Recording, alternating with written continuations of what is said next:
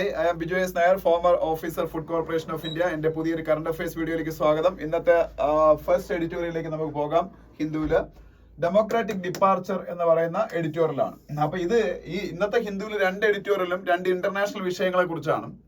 അപ്പൊ ഈ democratic departure എന്ന് പറഞ്ഞ എഡിറ്റോറിയൽ പ്യൂർലി അമേരിക്കയുടെ ഡൊമസ്റ്റിക് പൊളിറ്റിക്സിനെ കുറിച്ചാണ്. അമേരിക്കയുടെ ഡൊമസ്റ്റിക് പൊളിറ്റിക്സ് പക്ഷേ നമ്മളെയൊക്കെ ബാധിക്കാറുണ്ട്. കാരണം എന്ന് വെച്ചാൽ റിപ്പബ്ലിക്കൻ പാർട്ടി അധികാരത്തിൽ വരുമ്പോൾ ഡൊണാൾഡ് ട്രംപ് ആണ് അധികാരത്തിൽ വരുന്നത്, അല്ലെങ്കിൽ ഡെമോക്രാറ്റിക് പാർട്ടിയാണ് അധികാരത്തിൽ വരുന്നതെങ്കിൽ ഇപ്പൊ ജോയ് ബൈഡൻ അല്ല കമല ഹാരിസ് ആയിരിക്കും മിക്കവാറും അവിടുത്തെ പ്രസിഡന്റ് സ്ഥാനാർത്ഥിയാവാൻ പോകുന്നത്. അപ്പൊ അവരായിരിക്കും അധികാരത്തിൽ. അപ്പൊ ഇന്ത്യയോടുള്ള അപ്രോച്ച് എങ്ങനെയായിരിക്കും എന്നുള്ളത് കാര്യം, വേൾഡിലെ ഏറ്റവും ഇൻഫ്ലുവൻഷ്യൽ ആയിട്ടുള്ള കൺട്രി ആയതുകൊണ്ട്, വേൾഡിലെ മോസ്റ്റ് ഡെവലപ്ഡ് കൺട്രി ആയതുകൊണ്ടും ആ രാജ്യത്തിന്റെ ഓരോ കാര്യങ്ങളിലുള്ള സമീപനങ്ങൾ, അവിടുത്തെ പുതിയ പ്രസിഡന്റ് അല്ലെങ്കിൽ ആ പുതിയ പ്രസിഡന്റിന്റെ പാർട്ടി, അവരുടെ നയങ്ങൾ എല്ലാം ലോകത്തിന്റെ ഗതിവിഗതികളെ നിയന്ത്രിക്കും. മറ്റേത് രാജ്യത്തുള്ള ചേഞ്ചസ് പോലെയല്ല. അപ്പൊ അതുകൊണ്ട് തന്നെ അമേരിക്കയിൽ നടക്കുന്ന സംഭവ വികാസങ്ങളിൽ സ്വാഭാവികമായിട്ടും മറ്റെല്ലാ രാജ്യങ്ങൾക്കും ഒരു സ്റ്റേക്ക് ഉണ്ട്. എസ്പെഷ്യലി ഏഷ്യയിലെ അവരുടെ ഏറ്റവും വലിയൊരു പാർട്ട്ണർ കൺട്രി ഇന്ത്യക്ക് പ്രത്യേകിച്ച് സ്റ്റേക്ക് ഉണ്ട്. പക്ഷെ ഈ ഒരു ആർട്ടിക്കിളിൽ, ഈ ഒരു എഡിറ്റോറിയലിൽ നമ്മൾ ആ ഒരു രീതിയിൽ ഡിസ്കസ് ചെയ്യേണ്ട ആവശ്യമില്ല. പക്ഷെ സ്റ്റിൽ നമുക്ക് പറയാം. ഞാൻ ഇന്നലെ അതിനെക്കുറിച്ച് ഒരു ഷോർട്ട് വീഡിയോ ഇട്ടിരുന്നു മറ്റേ YouTube channel Biju Nair fact checks എന്ന് പറഞ്ഞ ചാനലിൽ. ഈ ജോയ് ബൈഡൻ അമേരിക്കയുടെ പ്രസിഡന്റ് ആണ് ഇപ്പോഴും. അദ്ദേഹം ഡെമോക്രാറ്റിക് പാർട്ടിക്കാരനാണ്. അദ്ദേഹം തന്നെയാണ് ഡെമോക്രാറ്റിക് പാർട്ടിയുടെ കാൻഡിഡേറ്റ് എന്ന് ഉറപ്പിച്ചു വെച്ചിരുന്നതാണ്. അപ്പൊ അദ്ദേഹത്തിന് ഏജ് റിലേറ്റഡ് പ്രോബ്ലംസ് ഒക്കെ ഉള്ളത് കൊണ്ട് അദ്ദേഹം പിന്മാറണമെന്ന് ഡെമോക്രാറ്റിക് പാർട്ടിക്കകത്ത് ഒരു വിഭാഗം ആൾക്കാർ, ഒരു പക്ഷം ആൾക്കാർ ഉണ്ടായിരുന്നു. പക്ഷെ അപ്പോഴും അദ്ദേഹം പറഞ്ഞത് ഒരു രീതിയിൽ ഞാൻ പിന്മാറില്ല, ഞാൻ തന്നെയായിരിക്കും പ്രസിഡന്റ് കാൻഡിഡേറ്റ് എന്നുള്ളതാണ്. പക്ഷെ അതിന് ശേഷം റിപ്പബ്ലിക്കൻ പാർട്ടിയുടെ കാൻഡിഡേറ്റ് ആയിട്ട് ഡൊണാൾഡ് ട്രംപിനെ അനൗൺസ് ചെയ്യുന്നു. അതിനുശേഷം അവര് ഒരു ഡിബേറ്റിൽ പങ്കെടുക്കുന്നു. എനിക്കത് പെനിൻസിൽവാനിയയിലായിരുന്നു തോന്നുന്നു. ഒരു ഡിബേറ്റ് നടക്കുന്നു. ആ ഡിബേറ്റിൽ വളരെ പത്തറ്റിക് ആയിട്ട് അമേരിക്കൻ പ്രസിഡന്റായ ജോയ് ബൈഡൻ പെർഫോം ചെയ്യുന്നു. അദ്ദേഹത്തിന് ആ ഒരു ഇതോടുകൂടി തന്നെ അദ്ദേഹത്തിന്റെ കംപ്ലീറ്റ് ഇമേജ് നഷ്ടപ്പെടുകയാണ്. സ്വന്തം പാർട്ടിക്കകത്തുള്ള പിന്തുണ നഷ്ടപ്പെടുന്നു. അദ്ദേഹം അമേരിക്കൻ പ്രസിഡന്റ് പൊസിഷനിലേക്ക് വീണ്ടും വരാൻ ഒട്ടും ഫിറ്റ് അല്ല എന്നുള്ള ഒരു ഇത് വരുന്നു. അപ്പോൾ ഓൾറെഡി ട്രംപ് അവിടുത്തെ ഒപ്പീനിയൻ പോൾസിലെല്ലാം ലീഡ് ചെയ്യാണ്. അവിടുത്തെ സ്വിംഗ് സ്റ്റേറ്റുകളിൽ പോലും ട്രംപിന് അനുകൂലമായിട്ടുള്ള ഒരു ഫീലിംഗ് വന്നു കഴിഞ്ഞു. അതിന്റെ കൂടെ ട്രംപിന് അഗേൻസ്റ്റ് ആയിട്ടുള്ള ഒരു അസാസിനേഷൻ അറ്റംപ്റ്റ് വന്നപ്പോൾ ആ അസാസിനേഷൻ അറ്റംപ്റ്റിന്റെ ഒരു സിമ്പതി വേവും കൂടെ ട്രംപിന് കിട്ടി. അതും അദ്ദേഹത്തിന് പോസിറ്റീവായിട്ട് അദ്ദേഹത്തിന് വോട്ട് സ്വിംഗ് ഉണ്ടാവാനുള്ള ഒരു ഫാക്ടറായിട്ട് ആക്ട് ചെയ്യുന്ന സമയത്ത് ഈ ബൈഡൻ ഇത്രയും നെഗറ്റീവ്സും കൊണ്ട് മുന്നോട്ട് പോകുന്നത് ശരിയല്ല എന്ന് അദ്ദേഹത്തിന് തന്നെ മനസ്സിലായി. അദ്ദേഹത്തിന്റെ പാർട്ടിക്കാർ അദ്ദേഹത്തെ കൺവിൻസ് ചെയ്തു. അങ്ങനെ അദ്ദേഹം തീരുമാനിക്കുന്നു, I am out of the race. I am not running for American president position once again. എന്നിട്ട് he endorsed his vice president Kamala Harris for the position of presidential candidate. അപ്പൊ കമല ഹാരിസ് നമുക്കറിയാം ഒരു ആഫ്രോ അമേരിക്കൻ ആണ്, Indian ഒറിജിനും ആണെന്ന് പറയാം. കാരണം എന്ന് വെച്ചാൽ അവരുടെ മദർ ഇന്ത്യക്കാരിയാണ്, അവരുടെ ഫാദർ എനിക്ക് തോന്നുന്നു ആഫ്രിക്കയിലെ ഏതൊരു കൺട്രിയാണ്. അപ്പൊ അവര് അമേരിക്കൻ പ്രസിഡൻഷ്യൽ കാൻഡിഡേറ്റ് ആയിട്ട് വരുമോ എന്ന് ഉറപ്പില്ല. ഡെമോക്രാറ്റിക് പാർട്ടിയുടെ ഒരു സപ്പോർട്ടും കൂടെ വേണം. അപ്പം ആ ഒരു സപ്പോർട്ട് കൂടെ കിട്ടിക്കഴിഞ്ഞാൽ അവര് most probably she will become the presidential candidate of democratic party and she will run against Donald Trump. Donald ട്രംപിന്റെ ഫസ്റ്റ് പ്രസിഡൻസിയിൽ അദ്ദേഹത്തിന്റെ റൈവൽ ഒരു വുമൻ ആയിരുന്നു, ഹിലാരി ക്ലിന്റൺ ആയിരുന്നു. അവരെ തോപ്പിച്ചിട്ടാണ് ട്രംപ് പ്രസിഡന്റ് ആവുന്നത്. ഇപ്പൊ കമല ഹാരിസ് ആവുന്ന ഏതാണ്ട് ഉറപ്പാണ്. അപ്പം കമല ഹാരിസ് ആയാലും ഈ ഡെമോക്രാറ്റിക് പാർട്ടിക്ക് അവരുടെ ഫോർച്യൂൺസിന് വലിയ ഇംപ്രൂവ്മെന്റ് ഒന്നും ഉണ്ടാകാൻ പോകുന്നില്ലെന്ന് ഈ എഡിറ്റോറിയൽ പറയുന്നത്. കാര്യം കമല ഹാരിസ് ജോയ് ബൈഡനെ പോലെ അത്രയും അമേരിക്ക മുഴുവൻ പ്രൊഫൈൽ ഉള്ള ഒരു പൊളിറ്റീഷ്യൻ അല്ല എന്ന് പറയുന്നുണ്ട്. അതുപോലെ തന്നെ കമല ഹാരിസിന്റെ പല നിലപാടുകളും എക്സ്ട്രീം ലെഫ്റ്റ് ചിന്താഗതിയാണെന്നാണ് പറയുന്നത്. പ്രത്യേകിച്ച് അവിടുത്തെ ഓർത്തഡോക്സുകൾക്ക് അനുകൂലമായിട്ടുള്ള ഒരു വിധി സുപ്രീം കോടതിയിൽ ഉണ്ടായിരുന്ന അബോർഷൻ എന്ന് പറയുന്നത് ലീഗലി അവിടെ അക്സെപ്റ്റഡ് ആയിരുന്നു, അബോർഷൻ ചെയ്യായിരുന്നു സ്ത്രീകൾക്ക്. പക്ഷെ ഇപ്പൊ അവിടെ അങ്ങനെ അബോർഷൻ ചെയ്യാൻ പറ്റത്തില്ല. ആ ഒരു സ്ത്രീകളുടെ റൈറ്റ്സ് സുപ്രീം കോടതി ഇടയ്ക്കെടുത്ത് മാറ്റി. അപ്പൊ അതിനെയൊക്കെ എതിർക്കുന്ന ആളാണ് കമല ഹാരിസ്. അപ്പൊ കമല ഹാരിസ് അവിടെ ഇപ്പൊ അവിടുത്തെ ഒരു അവിടുത്തെ ഒരു സൊസൈറ്റിക്കകത്ത് ഇപ്പൊ റൈറ്റ് വിങ് ആയിട്ടുള്ള ഒരു പൊളിറ്റീഷ്യന്മാർക്ക് കൂടുതൽ സപ്പോർട്ട് കിട്ടും. JD വാൻസിനും ട്രംപിനൊക്കെ കൂടുതൽ സപ്പോർട്ട് കിട്ടുന്ന സമയത്ത് ലെഫ്റ്റിസ്റ്റ് തിങ്കിങ് ഉള്ള ആൾക്കാർക്കുള്ള സപ്പോർട്ടും കുറവാണ്. അതിന്റെ കൂടെ അവരുടെ നാഷണൽ പ്രൊഫൈലും ഇത്രയും പോപ്പുലർ അല്ല ട്രംപുമായിട്ടോ അല്ലെങ്കിൽ ബൈഡനുമായിട്ടോ കമ്പയർ ചെയ്യുമ്പോൾ. അതുകൊണ്ട് അവരുടെ ഡെമോക്രാറ്റിക് പാർട്ടിയുടെ ഫോർച്യൂൺസിൽ if Kamala Harris becomes the presidential candidate also it won't be so much helpful to counter the surging അല്ലെങ്കിൽ അവരുടെ surging profile of Donald Trump എന്ന് പറയേണ്ടി വരും. അതാണ് ഈ ഫസ്റ്റ് എഡിറ്റോറിയൽ. അത്രേ പറയാവുള്ളൂ, അതിനപ്പുറം പറയാനില്ല. ഇനി സെക്കൻഡ് എഡിറ്റോറിയൽ എന്ന് പറയുന്നത് ക്വസ്റ്റ് ഫോർ കോട്ട എന്ന് പറയുന്ന എഡിറ്റോറിയലാണ്. അതും ഞാൻ ഈ പറഞ്ഞതുപോലെ even if it is an internal matter of Bangladesh, we cannot ignore that turmoil in Bangladesh because it is in the boundary of our country. It is a neighboring country. ഇന്ത്യയുടെ foreign assistance ഏറ്റവും കൂടുതൽ കിട്ടുന്ന ഒരു രാജ്യമാണ് ബംഗ്ലാദേശ്. അതുകൊണ്ട് തന്നെ ബംഗ്ലാദേശിൽ നടക്കുന്ന ഓരോ സംഭവ വികാസങ്ങളും നമുക്കും വളരെ ഇമ്പോർട്ടൻ്റ് ആണ്. അപ്പൊ ഞാൻ കഴിഞ്ഞ ദിവസം പറഞ്ഞതുപോലെ ബംഗ്ലാദേശിലെ ആന്റി കോട്ട അജിറ്റേഷൻ ആണ് നടന്നുകൊണ്ടിരുന്നത്. ഈ ആന്റി കോട്ട അജിറ്റേഷൻ എന്ന് പറയുമ്പോൾ ബംഗ്ലാദേശിലെ കോട്ട അല്ലെങ്കിൽ റിസർവേഷൻ നമ്മളെ ഇന്ത്യയിലെ പോലെ സോഷ്യലി ബാക്ക്വേർഡ് ആയിട്ടുള്ള ആൾക്കാർക്ക്, മാർജിനലൈസ്ഡ് കമ്മ്യൂണിറ്റിക്ക് കോൺസ്റ്റിറ്റ്യൂഷണൽ മാൻഡേറ്റ് പ്രകാരം നമ്മൾ കൊടുക്കുന്ന റിസർവേഷൻ ഉണ്ട്. That is justifiable. അത് ഹിസ്റ്റോറിക്കലി ബാക്ക്വേർഡ് ആയിട്ടുള്ള, ഹിസ്റ്റോറിക്കലി സോഷ്യലി മാർജിനലൈസ്ഡ് ആയിട്ടുള്ള ആൾക്കാർക്ക് കൊടുക്കുന്ന റിസർവേഷൻ ആണ്. അതല്ല ബംഗ്ലാദേശിലെ റിസർവേഷൻ. ബംഗ്ലാദേശിലെ റിസർവേഷൻ 55% റിസർവേഷൻ കൊടുക്കുന്നുണ്ട്, അറൌണ്ട് 55%. അതിൽ 30% കൊണ്ടുപോകുന്നത് ആരാണ്? 56% റിസർവേഷൻ ഉണ്ട്. 30% കൊണ്ടുപോകുന്നത് ഫ്രീഡം സ്ട്രഗിളിൽ പങ്കെടുത്ത ആൾക്കാരുടെ ഡിസെൻഡൻസ് ആണ്. ഈ ഫ്രീഡം സ്ട്രഗിളിൽ പങ്കെടുത്ത ആൾക്കാർ ആരാണ്? ഇപ്പോഴത്തെ പ്രൈം മിനിസ്റ്ററായ ഷെയ്ഖ് ഹസീനയുടെ ഫാദർ ആയിരുന്നു ഫ്രീഡം മൂവ്മെന്റിന്റെ ഫോർ ഫ്രണ്ടിൽ പ്രവർത്തിച്ച ആളെന്ന് പറയുന്നത് Sheikh Mujibur Rahman. Sheikh Mujibur Rahman is the father of the nation of Bangladesh.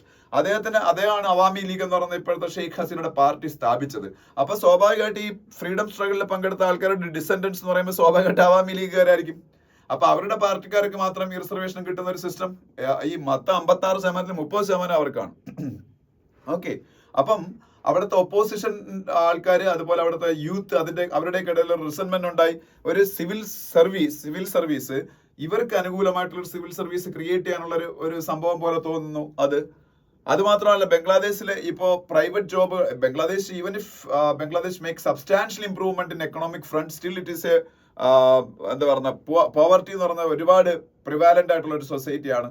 അവിടുത്തെ പ്രൈവറ്റ് ജോബുകളിലൊന്നും വലിയ സാലറി ഇല്ല. ഈവൻ അവരുടെ ഏറ്റവും ലുക്രേറ്റീവ് ആയിട്ടുള്ള പ്രൈവറ്റ് സെക്ടർ എന്ന് പറയുന്നത് ടെക്സ്റ്റൈൽ സെക്ടറാണ്. ആ ടെക്സ്റ്റൈൽ സെക്ടറിൽ പോലും ലേബേഴ്സ് എല്ലാം അണ്ടർ പെയ്ഡ് ആണ്. അപ്പൊ അവിടുത്തെ ഏറ്റവും നല്ല സോഷ്യൽ പ്രൊഫൈലുള്ള സെക്യൂരിറ്റി ഉള്ള ജോബ് ഗവൺമെന്റ് ജോബുകളാണ്. അതിങ്ങനെ റിസർവേഷൻ മൂലം ഇവരുടെ അവാമി ലീഗിന്റെ സ്വന്തക്കാർക്ക് കൊടുത്തു കഴിഞ്ഞാൽ, അപ്പം 2018 ഇതിനെതിരെ വലിയൊരു അജിറ്റേഷൻ ഉണ്ടായപ്പോൾ ഷെയ്ഖ് ഹസീന അത് അബോളിഷ് ചെയ്താണ് റിസർവേഷൻ ആസ് ഇറ്റ് ഈസ്. പക്ഷേ ഈ ഇടയ്ക്ക് സുപ്രീം കോടതി വീണ്ടും റീ എസ്റ്റാബ്ലിഷ് ചെയ്തു. അതാണ് പ്രശ്നമായത്. പക്ഷെ എന്തായാലും സുപ്രീം കോടതി ഇന്നലെ ആ റിസർവേഷൻ എല്ലാം റിസർവേഷൻ കംപ്ലീറ്റ്ലി സ്ക്രാപ്പ് ചെയ്തല്ല, ഈ 56% എന്നുള്ളത് വെറും 5% അങ്ങോട്ട് കുറച്ചു. അപ്പോൾ 30% quota has now been brought down to 5% ഈ ഡിസെൻഡൻസിന്റെ കാര്യത്തിൽ. അപ്പം ആൻഡ് റിമൈനിങ് റിസർവേഷൻ ടു 2%. അങ്ങനെ മൊത്തം 7%, 56% റിസർവേഷൻ കിടന്നത് 7% ഇന്നലെ സുപ്രീം കോടതി അത് കുറച്ചു. അപ്പൊ ബാക്കി 93% ഓപ്പൺ കോട്ടയിലായി. അതുകൊണ്ട് അജിറ്റേഷൻ ഒന്ന് കുറഞ്ഞിട്ടുണ്ട്. ഇപ്പൊ അവർ തൽക്കാലത്തേക്ക് അജിറ്റേഷനൊക്കെ സ്റ്റോപ്പ് ചെയ്ത് വെച്ചൊക്കെയാണ്. ഇതാണ് ബംഗ്ലാദേശിലെ. പിന്നെ ഇതിന്റെ ഇടയിൽ ഷെയ്ഖ് ഹസീന അവരിത് കൈകാര്യം ചെയ്ത രീതിക്കും കുറച്ച് പ്രശ്നമുണ്ടായി. കൈകാര്യം ചെയ്ത രീതിക്ക് കുറച്ച് പ്രശ്നം ഉണ്ടായെന്ന് വെച്ചാൽ, അവര് ഈ യൂത്താണ് ഇതിന് മെയിൻ ആയിട്ട് ഇറങ്ങിയത്. കാര്യം അവരാണല്ലോ ഇത് ബാധിക്കുന്നത്, അവരെ ജോബിനാണല്ലോ ബാധിക്കുന്നത്. അപ്പൊ ഈ യൂത്തിനെ അവർ വിളിച്ചത് ഇങ്ങനെയാണ്, റസാക്കട്സ് എന്നാണ് വിളിച്ചത്. RAZAKARS. ഈ റസാക്കട്സ് എന്ന് പറയുന്നത് ഈസ്റ്റ് പാകിസ്ഥാൻ ആയിരുന്നല്ലോ ബംഗ്ലാദേശ് ഈസ്റ്റ് പാകിസ്ഥാൻ ആയിരുന്നു. 1971 ഇന്ത്യയുടെയും കൂടെ സഹായത്തോടുകൂടി മുജീബുർ റഹ്മാൻ പാകിസ്ഥാനിൽ നിന്ന് ബംഗ്ലാദേശിനെ മോചിപ്പിച്ചാണ് ബംഗ്ലാദേശ് ആയത്. അതുവരെ ഈസ്റ്റ് പാകിസ്ഥാൻ ആയിരുന്നു. ഈസ്റ്റ് പാകിസ്ഥാൻ ആയിരുന്ന സമയത്ത് പാകിസ്ഥാന് ഇവരായിട്ട് യുദ്ധം ഉണ്ടായി. മോചന സമരത്തില്, വിമോചന ആ ഒരു വേളയിൽ പാകിസ്ഥാൻ അനുകൂലമായിട്ട് നിന്ന് പാകിസ്ഥാൻ ബംഗ്ലാദേശികളെ, അല്ലെങ്കിൽ അന്നത്തെ ഈസ്റ്റ് പാകിസ്ഥാനിലുള്ള ആൾക്കാരെ ജിനോസൈഡ് ചെയ്യാൻ സഹായിച്ച ബംഗ്ലാദേശികളുണ്ട്. അവരാണ് റസാക്കട്സ് എന്ന് വിളിക്കുന്നത്. അപ്പൊ ആ പേരിട്ട് ആണ് ഈ അജിറ്റേറ്റേഴ്സിനെ ഷെയ്ഖ് ഹസീനെ വിളിച്ചത്. സ്വാഭാവികമായിട്ട് അവർ അടങ്ങിയിരിക്കുമോ? കാര്യം അവരെ ട്രേറ്റേഴ്സ് എന്ന് വിളിക്കുന്നതിന് തുല്യമല്ലേ.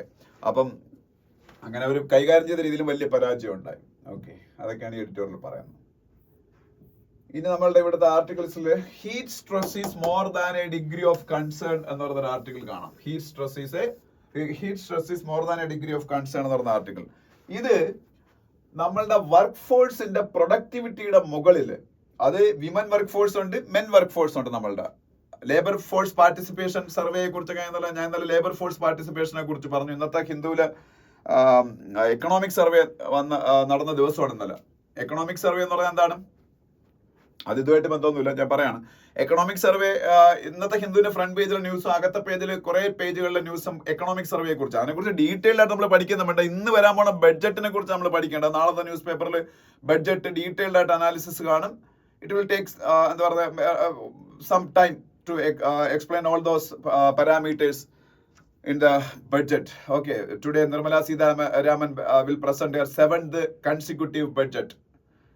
അപ്പൊ ആ ബഡ്ജറ്റിനെ കുറിച്ച് നമ്മൾ പഠിക്കണ്ട. പക്ഷെ ബഡ്ജറ്റിന്റെ തലേ ദിവസം വരുന്ന ഒരു എക്സർസൈസ് ആണ് എക്കണോമിക് സർവേ എന്ന് പറയുന്നത്. എക്കണോമിക് സർവേ മെയിൻലി പ്രിപ്പയർ ചെയ്യുന്ന CE ആണ്. CE ആരാണ്? എക്കണോമിക് സർവേയുടെ ലീഡ് ഇയാളാണ്. CE, chief economic adviser. Chief economic adviser to government of India. Chief Economic Advisor to Government of India. Ananda Nageshwaran is the Chief Economic Advisor to Government of India. CEO of Government of India. Ananda Nageshwaran. അദ്ദേഹം prepare ചെയ്ത economic survey ഇന്നലെ പാർലമെന്റിൽ table ചെയ്തു ബഡ്ജറ്റിന് തൊട്ട് മുമ്പായിട്ട്. ആ economic സർവേയിലും ഈ labour force പാർട്ടിസിപ്പേഷനെ കുറിച്ച് പറയുന്നുണ്ട്. ഞാൻ അപ്പം പെട്ടെന്ന് ഓർമ്മ വന്നപ്പോൾ ഈ ഒരു ആർട്ടിക്കിളുമായിട്ട് ബന്ധപ്പെട്ട് ലേബർ ഫോഴ്സ് പാർട്ടിസിപ്പേഷൻ്റെ കാര്യം പറഞ്ഞു. ഈ ലേബർ ഫോഴ്സ് പാർട്ടിസിപ്പേഷൻ എന്ന് പറയുമ്പോഴത്തേക്ക് നമ്മളുടെ ജോബ് ചെയ്യാൻ പറ്റുന്ന പോപ്പുലേഷൻ എത്രത്തോളം ആൾക്കാർ നമ്മളുടെ ലേബർ ഫോഴ്സിൽ ഉണ്ടെന്നുള്ള ഒരു പെർസെൻറ്റേജ് ആണ്. അപ്പം അതിൽ മെൻ പാർട്ടിസിപ്പേഷൻ ഭയങ്കര കൂടുതലാണ് വിമൻ പാർട്ടിസിപ്പേഷനെക്കാളും. വിമൻ പാർട്ടിസിപ്പേഷൻ ഭയങ്കരമായിട്ട് കൂട്ടിയാൽ നമ്മളുടെ പ്രോബ്ലംസ് ഒരുവിധം സോൾവ് ചെയ്യാൻ പറ്റുമെന്ന് പറഞ്ഞാൽ ഇന്നലെ ഒരു ആർട്ടിക്കിൾ ഉണ്ടായിരുന്നു, ഞാൻ ഇന്നലെ ഡിസ്കസ് ചെയ്തിട്ടുണ്ടായിരുന്നു. അപ്പൊ ഈ ഒരു ആർട്ടിക്കിളൊക്കെ അതിന്റെയൊക്കെ കണ്ടിന്യൂഷൻ ആണെന്ന് വേണമെങ്കിൽ പറയാം. ഇതിൽ ഹീറ്റ് സ്ട്രെസ്, നമ്മളുടെ ക്ലൈമറ്റ് ചേഞ്ച് കൊണ്ടുണ്ടാകുന്ന ഗ്ലോബൽ വാർമിംഗ് കൊണ്ടുണ്ടാകുന്ന ഹീറ്റ് സ്ട്രെസ് നമ്മളുടെ ലേബർ ഫോഴ്സിനെ എങ്ങനെ ബാധിക്കുന്നു? സ്വാഭാവികമായിട്ടും ലേബർ ഫോഴ്സിനെ ഭയങ്കര മോശമായിട്ട് ബാധിക്കും. അവർ ഈ ഹീറ്റ് സ്ട്രെസ്സിന്റെ കാര്യത്തിൽ വളരെ വൾണറബിൾ ആയിരിക്കും. അതിൽ തന്നെ വിമനെ ആയിരിക്കും കൂടുതൽ ബാധിക്കുന്നത്. അപ്പൊ അതുമായിട്ട് ബന്ധപ്പെട്ട കാര്യങ്ങളാണ് ഈ ആർട്ടിക്കിളിൽ പറഞ്ഞേക്കുന്നത്. അപ്പൊ അവര് ഇന്റർനാഷണൽ ലേബർ ഓർഗനൈസേഷൻ ആയിട്ട് ബന്ധപ്പെട്ട ഒരു സർവേയെ കുറിച്ചൊക്കെ അങ്ങോട്ട് പറയുന്നുണ്ട്. അതുപോലെ IPCC, inter governmental panel on climate change, അതെന്ന് പറഞ്ഞാൽ ഒരു NGO പോലെ പ്രവർത്തിക്കുന്ന ഒരു ഓർഗനൈസേഷനാണ്. നോബൽ പ്രൈസ് വിന്നറൊക്കെയാണ് IPCC, inter governmental panel on climate change. അവരുടെ സ്റ്റഡി പറയുന്നത് നമ്മളുടെ നോർമൽ ബോഡി ടെമ്പറേച്ചർ 37 ഡിഗ്രി സെൽഷ്യസിലെങ്കിലും നിന്നാലേ നമുക്ക് ഇഫക്റ്റീവായിട്ടും പ്രൊഡക്റ്റീവായിട്ടും നമ്മളുടെ വർക്ക് മുന്നോട്ട് കൊണ്ടുപോകാൻ പറ്റുള്ളതാണ്. അത് 38 ഡിഗ്രി സെൽഷ്യസ് ആയിട്ട് മാറുമ്പോൾ തന്നെ നമ്മളുടെ കോഗ്നിറ്റീവ് ആൻഡ് ഫിസിക്കൽ കാപ്പബിലിറ്റീസിനെ അത് ബാധിക്കും എന്നാണ്. 37 ഡിഗ്രി സെൽഷ്യസ് 38 ഡിഗ്രി സെൽഷ്യസ് ആയിട്ട് നമ്മുടെ ബോഡി ടെമ്പറേച്ചർ മാറുമ്പോൾ തന്നെ. ഇത് ആരുടെ സ്റ്റഡിയാണ്? IPCC, inter governmental panel on climate ചേഞ്ചിന്റെ സ്റ്റഡിയാണ്. അപ്പോൾ ഹീറ്റ് എക്സ്പോസ്ഡ് ആയിട്ടുള്ള സെക്ടേഴ്സിൽ വർക്ക് ചെയ്യുന്ന, എസ്പെഷ്യലി അഗ്രികൾച്ചർ സെക്ടറിലൊക്കെ വർക്ക് ചെയ്യുന്ന ആൾക്കാർക്ക് അത് വലിയ പ്രോബ്ലംസ് ഉണ്ടാവും. എസ്പെഷ്യലി വിമനിന് പ്രഗ്നൻസി റിലേറ്റഡ് കോംപ്ലിക്കേഷൻസ് വരെ അത് കാരണമാവും. അതുകൊണ്ട് തന്നെ ഈ എക്സസീവ് ഹീറ്റില് അല്ലെങ്കിൽ ഈ ഹീറ്റ് സ്ട്രെസ്സിൽ വർക്ക് ചെയ്യുന്ന ആൾക്കാരുടെ പ്രൊഡക്ടിവിറ്റി കുറയുന്നതോടൊപ്പം തന്നെ അവരുടെ ഹെൽത്തിനെയും അത് ഭയങ്കരമായിട്ട് ബാധിക്കും എന്നാണ് പറയുന്നത്. ഓക്കെ, പിന്നെ ഞാൻ ഇതുപോലെ ILOയുടെ സ്റ്റഡിയുടെ കാര്യമൊക്കെ പറഞ്ഞില്ലേ. ILOയുടെ സ്റ്റഡിയൊക്കെ പറയുന്നുണ്ട് ഇവിടെ. 2019 അവർ ആ സ്റ്റഡി കമ്മീഷൻ ചെയ്ത് അതിൽ പറയുന്നത് വേൾഡ് വൈഡ് 2.2% വർക്കിംഗ് അവേഴ്സ് കുറയും എന്ന ബൈ 2030 വേൾഡ് വൈഡ് ആയിട്ട് വർക്കിംഗ് അവേഴ്സിൽ 2.2% കുറവുണ്ടാവും ഹീറ്റ് സ്ട്രെസ് മൂലം. ഇത് നമ്മൾ അഡ്വക്കേറ്റ്ലി ഇതിനെ അഡ്രസ് ചെയ്യാതെ പോയാലാണ്. എന്ന് മാത്രമല്ല, ഏതാണ്ട് $2,400 ബില്യൺ US ഡോളർ 2,400 ബില്യണോളം മൊത്തം ലോകത്തിന്റെ GDPയിൽ കുറവ് ഉണ്ടാവുമെന്നാ പറഞ്ഞത്. അതായത് അത് ILOയുടെ ഒരു സ്റ്റഡിയാണ്. അപ്പം അതിൽ തന്നെ ഏറ്റവും കൂടുതൽ അഗ്രികൾച്ചറൽ സെക്ടറിനെയും കൺസ്ട്രക്ഷൻ വർക്കേഴ്സിനെയാണ് ഇത് ഏറ്റവും കൂടുതൽ വേഴ്സ്റ്റ് അഫക്റ്റഡ് ആവാൻ പോകുന്ന ഈ ഹീറ്റ് സ്ട്രെസ് എന്ന് പറയുന്ന സംഭവം. അതിലുണ്ടാവുന്ന ജോബ് ലോസിന്റെ കാര്യവും ഒക്കെ, അതായത് മൊത്തം ഉണ്ടാവുന്ന വർക്കിംഗ് അവേഴ്സ് ലോസിൽ അറൌണ്ട് 60% അഗ്രികൾച്ചർ സെക്ടറുമായിട്ട് ബന്ധപ്പെട്ടും ഏതാണ്ട് 19% കൺസ്ട്രക്ഷൻ സെക്ടറുമായിട്ട് ബന്ധപ്പെട്ടാണെന്നൊക്കെയാണ് ILOയുടെ സ്റ്റഡി പറയുന്നത്. അങ്ങനെ കുറെ കാര്യങ്ങൾ ഇത് പറയുന്നുണ്ട്. പിന്നെ അതുപോലെ ഈ ലോകത്ത് ഏതാണ്ട് 22.85 മില്യൺ ഇഞ്ചുറീസ് ആണ് ഈ ഹീറ്റ് റിലേറ്റഡ് ആയിട്ടുള്ള സ്ട്രെസ്സുമായിട്ട് ബന്ധപ്പെട്ടുണ്ടാവുന്നതെന്നും ഏതാണ്ട് 18,970 ഫാറ്റാലിറ്റീസ് ഡെത്തുകൾ ഉണ്ടാവുന്നു. അങ്ങനെ കുറെ കാര്യങ്ങൾ ഈ ആർട്ടിക്കിളിന്റെ അത് പറയുന്നു. ഇനി തന്നെ റീജിയൻ വൈസ് ആയിട്ട് ഈ ഹീറ്റ് സ്ട്രെസ്സിന്റെ കാര്യത്തിൽ വ്യത്യാസമുണ്ട്. റീജിയൻ വൈസ് ആയിട്ട് ഇപ്പൊ യൂറോപ്പിൽ ഉണ്ടാവുന്ന ഹീറ്റ് സ്ട്രെസ് റിലേറ്റഡ് ആയിട്ട് പ്രോബ്ലംസിനെക്കാളും വളരെ കൂടുതലാണ് ഏഷ്യ പസഫിക് മേഖലയിലും ആഫ്രിക്കൻ മേഖലയിലും. അതിനൊരു കാരണമുണ്ട്, ഏഷ്യ പസഫിക് ആൻഡ് ആഫ്രിക്കൻ മേഖല. ഈ ഏഷ്യ പസഫിക് മേഖലയിലും ആഫ്രിക്കൻ മേഖലയിലും ഹീറ്റ് സ്ട്രെസ് മൂലം കൂടുതൽ പ്രോബ്ലംസ് ഉണ്ടാകാനുള്ള കാരണം എന്താണെന്ന് അറിയാമോ? ഈ രണ്ട് മേഖലയിലാണ് ഏറ്റവും കൂടുതൽ ആൾക്കാർ, പൂറായിട്ടുള്ള ആൾക്കാർ ജീവിക്കുന്നത്. ഒന്നാമത്തെ കാര്യം ഈ ഏഷ്യ പസഫിക്, അതിൽ തന്നെ സൗത്ത് ഏഷ്യൻ മേഖലയിലാണ്. ഏഷ്യ പസഫിക്കിൽ സൗത്ത് ഏഷ്യൻ മേഖലയാണ് ഏറ്റവും കൂടുതൽ പൂറായിട്ടുള്ള ആൾക്കാർ ജീവിക്കുന്നത്. അതുപോലെ ആഫ്രിക്കയിലും. അപ്പൊ അത് യൂറോപ്പായിട്ടോ അല്ലെങ്കിൽ അമേരിക്കയായിട്ടോ കമ്പയർ കൂടുതലായിട്ട് പൂറായിട്ടുള്ള ആൾക്കാർ ജീവിക്കുന്നതുകൊണ്ട് മാത്രമല്ല, ഇവരുടെ ഡെയിലി ലിവിങ്സിന് അല്ലെങ്കിൽ ഡെയിലി അവരുടെ ഏണിങ്സ് ഉണ്ടാവുന്ന മെയിൻലി അഗ്രികൾച്ചർ സെക്ടറിൽ നിന്നാണ്. അപ്പൊ സ്വാഭാവികമായിട്ട് അഗ്രികൾച്ചർ സെക്ടർ ആണല്ലോ ഏറ്റവും കൂടുതൽ ഹീറ്റ് സ്ട്രെസ്സിന് വൾണറബിൾ ആകുന്നതെന്ന് ഇവിടെ തുടക്കത്തിൽ തന്നെ പറഞ്ഞല്ലോ. എന്നാൽ 60% ഹീറ്റ് സ്ട്രെസ് റിലേറ്റഡ് ആയിട്ട് പ്രോബ്ലംസ് അഗ്രികൾച്ചർ സെക്ടറിൽ വർക്ക് ചെയ്യുന്ന ആൾക്കാർക്കാണ്. അപ്പൊ ഈ ഏഷ്യ പസഫിക് മേഖല, അതിൽ തന്നെ സൗത്ത് ഏഷ്യൻ മേഖല, ആഫ്രിക്കൻ മേഖല, ഇവിടെയൊക്കെയുള്ള ആൾക്കാർ കൂടുതൽ അഗ്രികൾച്ചർ സെക്ടറിൽ ജോലി ചെയ്യുന്ന പൂറായിട്ടുള്ള ആൾക്കാരായതുകൊണ്ട് സ്വാഭാവികമായിട്ട് ഹീറ്റ് സ്ട്രെസ് റിലേറ്റഡ് പ്രോബ്ലംസ് കൂടുതൽ ഉണ്ടാവുന്നത് അവർക്കാണ്. അതുകൊണ്ട് തന്നെ വർക്കിംഗ് അവേഴ്സിൽ 2030 കൂടി ഹീറ്റ് സ്ട്രെസ് മൂലം ഏതാണ്ട് 5% ഡിക്രീസ് ഈ ഏഷ്യ പസഫിക് മേഖലയിലും ആഫ്രിക്കൻ മേഖലയിലും ഉണ്ടാകുമ്പോൾ വെറും 0.1% ഡിക്രീസ് യൂറോപ്യൻ മേഖലയിൽ ഉണ്ടാവുന്നുള്ളൂ. അപ്പൊ അതാണ് ഈ റീജിയണൽ വേരിയേഷൻ ഈ ഹീറ്റ് സ്ട്രെസ്സിന്റെ. അപ്പൊ അതെല്ലാം ഇവിടെ പറയുന്നുണ്ട്. പിന്നെന്താണ് ഞാൻ പറഞ്ഞിട്ടില്ല, countries that are most susceptible to experiencing decrease in productivity are those having a significant proportion of their work force employed in the agricultural or construction sectors. അതാണ് ഞാൻ നേരത്തെ പറഞ്ഞത്, അതെല്ലാം ഇവിടെ പറയുന്നുണ്ട്.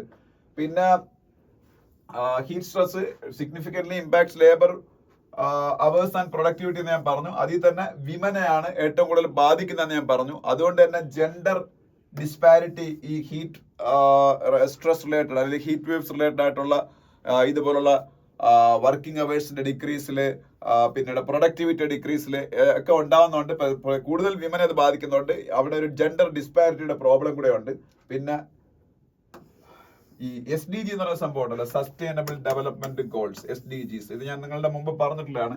യുണൈറ്റഡ് നേഷൻസ് 2030 കൂടി ലോകത്ത് അച്ചീവ് ചെയ്യാൻ ആഗ്രഹിക്കുന്ന 17 ഗോൾസിനെയാണ് SDG, സസ്റ്റൈനബിൾ ഡെവലപ്മെന്റ് ഗോൾസ് എന്ന് പറയുന്നത്. 2015 അവർ ഇൻട്രൊഡ്യൂസ് ചെയ്യുന്നത്, 2030 അത് അച്ചീവ് ചെയ്യാൻ ആഗ്രഹിക്കുന്നത്. ആ സസ്റ്റൈനബിൾ ഡെവലപ്മെന്റ് ഗോൾസിന്റെ അച്ചീവ്മെന്റിന് ഈ ഹീറ്റ് സ്ട്രെസ് റിലേറ്റഡ് ആയിട്ടുള്ള പ്രൊഡക്ടിവിറ്റി ലോസ് ഭയങ്കരമായിട്ട് ബാധിക്കുമെന്നും ഈ ആർട്ടിക്കിളിൽ പറയുന്നു. പിന്നെ എസ്പെഷ്യലി ഇന്ത്യയുടെ കാര്യം, ഇതിപ്പോ ഇത്രയൊക്കെ നമ്മൾ ജനറൽ ആയിട്ടാണ് പറഞ്ഞത്, ഏഷ്യ പസഫിക് മേഖലയുടെ, ആഫ്രിക്കൻ മേഖലയുടെയും യൂറോപ്യൻ മേഖലയുടെയൊക്കെ പ്രത്യേകതകൾ ഇതുമായിട്ട് ബന്ധപ്പെട്ട്. പക്ഷേ പിന്നെ ഇന്ത്യ സ്പെസിഫിക് ആയിട്ട് ഇന്ത്യ മാത്രം എടുത്ത് പറയുന്നുണ്ട്. ഇന്ത്യക്ക് ഭയങ്കര ലാർജ് പോപ്പുലേഷൻ ഉള്ളതുകൊണ്ട് ഇന്ത്യയിലെ 160 മില്യൺ തൊട്ട് 200 മില്യൺ വരെ ആൾക്കാർ ഈ 2030 കൂടി ഹീറ്റ് റിലേറ്റഡ് ആയിട്ടുള്ള സ്ട്രെസ് മൂലമുള്ള പ്രോബ്ലംസ് ഫേസ് ചെയ്യുന്ന 160 മില്യൺ തൊട്ട് 200 മില്യൺ എന്ന് പറയുമ്പോൾ 16 കോടി തൊട്ട് 20 കോടി വരെ ആൾക്കാർ എന്നാ പറഞ്ഞേക്കുന്നത്. ഏതാണ്ട് 34 മില്യൺ ആൾക്കാർക്ക് ജോബ് നഷ്ടപ്പെടാനുള്ള ഒരു പൊട്ടൻഷ്യൽ ഉണ്ട് ബൈ 2030 കൂടി. ഇതൊക്കെ ഞാൻ പറഞ്ഞില്ലേ, ഇതിനു വേണ്ടിയുള്ള മിറ്റിഗേഷൻ എഫേർട്സ് എടുക്കാതിരുന്നുള്ള കാര്യമാണ് പറഞ്ഞേക്കുന്നത്. ഇപ്പം ആസിറ്റീസ് ഇപ്പോഴത്തെ പോലെ പോയാൽ അതൊക്കെ ഇന്ത്യയുടെ കാര്യമാണ്. പിന്നെ ഇന്ത്യയായിട്ട് ബന്ധപ്പെട്ട് വേറെ കുറെ കാര്യങ്ങൾ പറഞ്ഞത്, അതൊക്കെ നിങ്ങൾക്ക് വായിച്ചാൽ മനസ്സിലാവുന്ന കാര്യമായിട്ട് ഞാനത് കൂടുതൽ അങ്ങനെ ഡീറ്റെയിലേക്ക് പോകുന്നില്ല. അപ്പൊ ഇതിന് നമ്മള് ഗവൺമെന്റുകൾ, അതുപോലെ വേരിയസ് സ്റ്റേക്ക് ഹോൾഡേഴ്സ്, അത് ഓർഗനൈസ്ഡ് സെക്ടറിലാണെങ്കിലും അൺഓർഗനൈസ്ഡ് സെക്ടറിലാണെങ്കിലും ഉള്ള എംപ്ലോയേഴ്സ്, അതുപോലെ സ്റ്റേറ്റ് ഗവൺമെന്റുകൾ, ലോക്കൽ ബോഡീസ്, ഇവരെല്ലാം ഒരുമിച്ചുള്ള ഒരു കോർഡിനേറ്റഡ് ആക്ഷൻ പ്ലാൻ വഴി ഈ ഹീറ്റ് സ്ട്രെസ്സിനെ കൺട്രോൾ ചെയ്യാൻ പറ്റും വർക്ക് പ്ലേസസിൽ. അപ്പൊ അതിനുവേണ്ടിയുള്ള മെഷേഴ്സ് മെയിൻലി നമ്മളുടെ ഇതിൽ പറയുന്നുണ്ട്. National disaster management authority, NDMA അറിയാലോ, നാഷണൽ ഡിസാസ്റ്റർ മാനേജ്മെന്റ് അതോറിറ്റി NDMAയുടെ ഗൈഡ് ലൈൻസ് ഉണ്ട്. Preparation of action plan, prevention and management of heat wave എന്ന് പറഞ്ഞൊരു സംഭവം അതിനകത്ത് പറയുന്നുണ്ട്. ആ പറയുന്ന കാര്യങ്ങളെ കുറിച്ച് എംപ്ലോയേഴ്സിനെയും എഡ്യൂക്കേറ്റ് ചെയ്യണം, എംപ്ലോയീസിനെയും എഡ്യൂക്കേറ്റ് ചെയ്യണം. എന്നിട്ട് അതിന്റെ ബേസിലുള്ള ഒരു അവയർനെസ്, അതുപോലെ ഈ ഗവൺമെന്റുകളും മറ്റ് സ്റ്റേക്ക് ഹോൾഡേഴ്സും ഒക്കെ റെഗുലേഷൻസ് ഉണ്ടാക്കണം. ആ റെഗുലേഷൻ സ്ട്രിക്ട്ലി എൻഫോഴ്സ് ചെയ്യണം. അപ്പം ഇവിടെ പറഞ്ഞു, ഇത് പ്രൊവൈഡിങ് എഡ്യൂക്കേഷൻ ടു വർക്കേഴ്സ്. എന്തുകൊണ്ടാണ് എഡ്യൂക്കേഷൻ കൊടുക്കേണ്ട വർക്കേഴ്സിന്? ഈ ഹൈഡ്രേഷൻ, അതുപോലെ വർക്ക് ഷെഡ്യൂൾസ്, മെഡിക്കൽ ഫെസിലിറ്റീസ്, ഇതിനെയൊക്കെ കുറിച്ച് എംപ്ലോയേഴ്സിനും എംപ്ലോയീസിനും അറിവുണ്ടായിരിക്കണ്ടേ. അതിനാണ് ഈ എഡ്യൂക്കേഷൻ കൊടുക്കണം എന്ന് പറയുന്നത്. പിന്നെ അവർക്ക് അവരുടെ എംപ്ലോയേഴ്സിനോട് അവരുടെ പ്രോബ്ലംസിനെ കുറിച്ച് സംസാരിച്ചിട്ട് അവർക്ക് വേണ്ട വർക്ക് ബ്രേക്കുകൾ എടുക്കുക, അവരുടെ വർക്ക് റീഷെഡ്യൂൾ ചെയ്യുക, ഇങ്ങനെയുള്ള കാര്യങ്ങൾക്കൊക്കെ എഡ്യൂക്കേഷനാണ് വേണ്ടത്. അങ്ങനെയുള്ള കുറെ കാര്യങ്ങൾ എന്തൊക്കെ ചെയ്യാം എന്നുള്ള കാര്യങ്ങൾ. പിന്നെ ഗ്രീൻ ജോബുകൾ ജനറേറ്റ് ചെയ്യണം എന്ന് പറയും. ഈ ഗ്രീൻ ജോബുകൾ ജനറേറ്റ് ചെയ്യണം എന്ന് പറയുമ്പോൾ അത് ഓക്കെ, എത്ര പേർക്ക് ജനറേറ്റ് ചെയ്യും? അതൊരു സൊല്യൂഷൻ ആണ്, ബട്ട് ഇറ്റ്സ് എ എന്താ പറയുക പാർട്ട് ടൈം സൊല്യൂഷൻ എന്നേ പറയാൻ പറ്റുള്ളൂ. ഇറ്റ് ഈസ് ഒരു ഫുൾ ഓൾ എൻകോംപസിംഗ് ആയിട്ടുള്ള സൊല്യൂഷൻ അല്ല. ബിക്കോസ് ഇപ്പൊ കൺസ്ട്രക്ഷൻ വർക്കേഴ്സ് അവർക്ക് എന്ത് ഗ്രീൻ ജോബാണ്?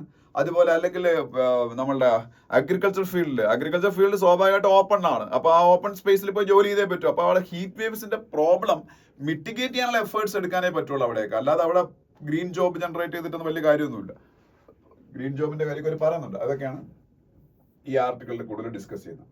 ഈ ആർട്ടിക്കിൾ നമുക്ക് വേണ്ടത് long simmer of political violence in അമേരിക്കയിലെ പൊളിറ്റിക്കൽ വയലൻസിന്റെ ഹിസ്റ്ററിയെ കുറിച്ചാണ് ഈ ആർട്ടിക്കിൾ ഡിസ്കസ് ചെയ്യുന്നത്. അമേരിക്കയിലെ 15 പ്രസിഡൻഷ്യൽ കാൻഡിഡേറ്റ്സിനെ അസാസിനേറ്റ് ചെയ്യാൻ അറ്റംപ്റ്റ് നടന്നിട്ടുണ്ട്. 15 presidential candidate including Donald Trump last week. Total 15 American presidential candidates were tried to be assassinated. Out of the 5 were assassinated. ഈ 15 അതിന്റെ പശ്ചാത്തലത്തിൽ നിന്നുകൊണ്ട്, അതിന്റെ ഒരു ബാക്ക്ഗ്രൗണ്ടിൽ നിന്നുകൊണ്ട് ഈ ഒരു പ്രോബ്ലത്തിനെ കുറിച്ച്, അമേരിക്കയിലെ പൊളിറ്റിക്കൽ വയലൻസ് പ്രോബ്ലത്തിനെ കുറിച്ച് ഡിസ്കസ് ചെയ്ത ആർട്ടിക്കിളാണ്. അത് നമുക്ക് ഒട്ടും വേണ്ട, മനസ്സിലായോ? അതിന്റെ ആവശ്യം നമുക്ക് എന്താണ്? അമേരിക്കയിലെ ഇൻസൈഡ് പ്രോബ്ലം ആണ് അതെല്ലാം. ഈ ഒരു ആർട്ടിക്കിൾ ഒന്നും നമുക്ക് ആവശ്യമുള്ളൂ. Issues with state sponsored street art, cap on out, ഇത് ഡൽഹിയിലെ ഒരു വിഷയമാണ്. അത് നമുക്ക് വേണ്ട. സ്റ്റേറ്റ് ഓഫ് പ്ലേ എന്ന് പറഞ്ഞ ആർട്ടിക്കിളാണ്. പിന്നെ അത് നമുക്ക് വേണ്ട. നെക്സ്റ്റ് പേജ് നമുക്ക് ആവശ്യമുള്ള 2 ആർട്ടിക്കിൾസ് ഉണ്ട് ടെക്സ്റ്റ് ആൻഡ് കോണ്ടെക്സ്റ്റ് പേജിൽ. ഒന്നാമത്തത്, ഇത് നമ്മൾ ഒരു ദിവസം ഡിസ്കസ് ചെയ്തതാണ്, കഴിഞ്ഞ ആഴ്ച ഇതിനെ കുറിച്ച് ഉണ്ടായിരുന്നു. How and when can a bill be defined as a money bill എന്ന് പറയുന്ന ഒരു ആർട്ടിക്കിൾ. ഇത് ഡിസ്കഷൻ വരാൻ കാര്യം ഇപ്പം ഇത് കഴിഞ്ഞ ആഴ്ച സെയിം എനിക്കൊന്ന് ഡേ തന്നെ ആയിരുന്നു, ലാസ്റ്റ് വീക്കിൽ ഈ സെയിം ഡേയിൽ ഇതിപ്പോ ട്യൂസ്ഡേ അല്ലേ, ടെക്സ്റ്റ് ആൻഡ് കോണ്ടെക്സ്റ്റ് പേജിൽ സെയിം ഒരു ആർട്ടിക്കിൾ ഉണ്ടായിരുന്നു. മണി ബിൽ നമുക്കറിയാം, ലോക്സഭയിൽ തന്നെ ഫസ്റ്റ് ഇൻട്രൊഡ്യൂസ് ചെയ്യേണ്ട ഒരു ബില്ലാണ് മണി ബിൽ. ഇന്ത്യൻ കോൺസ്റ്റിറ്റ്യൂഷന്റെ ആർട്ടിക്കിൾ 110 മണി ബില്ലിനെ കുറിച്ച് പറഞ്ഞേക്കുന്നത്. അപ്പൊ അങ്ങനെ അതുപോലെ ആർട്ടിക്കിൾ 109 അനുസരിച്ച് ആണ് എപ്പോഴും ലോക്സഭയിൽ തന്നെ ആദ്യം ഇൻട്രൊഡ്യൂസ് ചെയ്യണമെന്നുള്ള കാര്യമുള്ളത്. അതങ്ങനെ ഇപ്പൊ പറയാം ഡീറ്റെയിൽ ആയിട്ട്. അപ്പൊ അങ്ങനെ ഒരു സംഭവമാണ് മണി ബിൽ. അപ്പം മണി ബിൽ എപ്പോഴും ഡീൽ ചെയ്യുന്ന മണി മാറ്റേഴ്സ്, ടാക്സേഷൻ മാറ്റേഴ്സ്, അങ്ങനെയുള്ള കാര്യങ്ങളായിരിക്കും.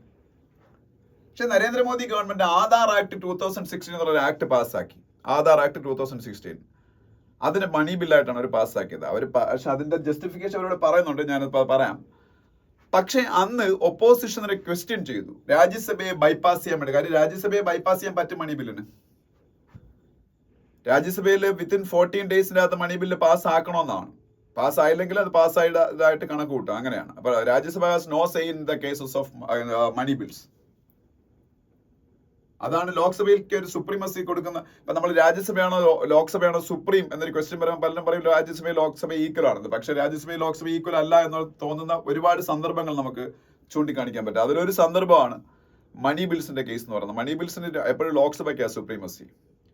അതുപോലെ കമ്പൈൻ സെഷൻ വരുമ്പോൾ, ഒരു ജോയിന്റ് സിറ്റിംഗ് വരുമ്പോൾ, if there is A dead lock ഒരു ബില്ല് പാസ്സാക്കുന്നതിൽ ഡെഡ് ലോക്ക് ഉണ്ടെന്നുണ്ടെങ്കിൽ രാജ്യസഭയുടെ ലോക്സഭയുടെ ഒരു ജോയിന്റ് സിറ്റിംഗ് വിളിച്ചാൽ എപ്പോഴും ലോക്സഭയുടെ ബില്ലല്ലേ അവിടെ പ്രിവെയിൽ ചെയ്യുള്ളൂ. കാരണം എന്താണ്, ലോക്സഭയുടെ ന്യൂമറിക്കൽ സ്ട്രെങ്ത് ഭയങ്കര കൂടുതലാണ്. അത് ഇനി വീണ്ടും കൂടാൻ പോയാണ് ആഫ്റ്റർ ദ ഡീലിമിറ്റേഷൻ ഓഫ് 2026. അപ്പൊ always the will of Lok Sabha will be reflected in A joint sitting of parliament. അപ്പോൾ അങ്ങനെയൊക്കെ നോക്കുമ്പോൾ ലോക്സഭ തന്നെയാണ് സുപ്രീം എന്ന് പറയേണ്ടി വരും. അവിടെ നിൽക്കട്ടെ, പറഞ്ഞതേ ഉള്ളൂ. അപ്പൊ ഈ ആധാർ ആക്ട് 2016 മണി ബില്ലായിട്ട് നരേന്ദ്രമോദി ഗവൺമെന്റ് പാസ്സാക്കിയപ്പോൾ അതിന്റെ പേരിൽ സുപ്രീം കോടതിയിലേക്ക് ഒരുപാട് കേസിന് പോയി. അന്ന് ആധാർ ആക്ട് മണി ബില്ലായിട്ട് പാസ്സാക്കുന്നതിനെ സപ്പോർട്ട് അത് ശരിയാണെന്നാണ് സുപ്രീം കോടതി ശരിവെച്ചത്. ഇപ്പൊ അതിന് റിവ്യൂ പെറ്റീഷൻ കൊടുത്ത ആൾക്കാർ അന്ന്